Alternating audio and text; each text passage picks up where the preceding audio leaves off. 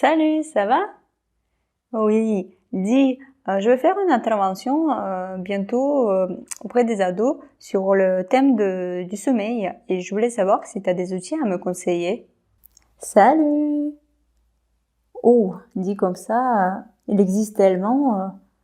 Moi, ce que j'aime bien utiliser, c'est photolangage. Je trouve que ça s'adapte facilement à différentes thématiques et puis on peut l'utiliser au début ou à la fin de séance.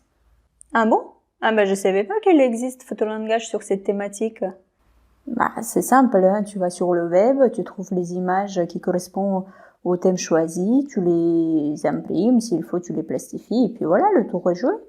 Ah non, il ne s'agit pas de photolangage. Ce que tu m'expliques, ça ressemble plus à la photo-expression, non? Mais c'est quoi la différence?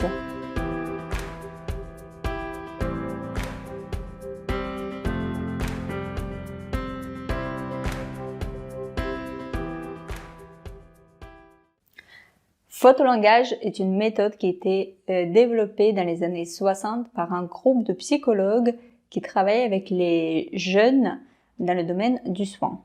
Depuis, une trentaine de dossiers ont vu le jour, notamment 20 qui étaient publiés. À savoir que la méthode, la marque a été déposée et protégée par la loi. Un dossier est composé d'un livre explicatif et environ quarantaine de cartes, des images, l'outil lui-même. La création d'un dossier prend beaucoup de temps parce qu'il y a 2 étapes à respecter. La première consiste à faire une recherche sur le thème, choisir des objectifs et élaborer des tâches précises.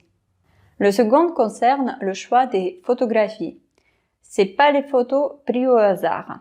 En effet, ces photos, elles étaient sélectionnées, puis testées, puis validées sur le terrain et retestées à nouveau. C'est à partir de la validation de ces 2 étapes que l'outil peut être créé et mis à l'usage.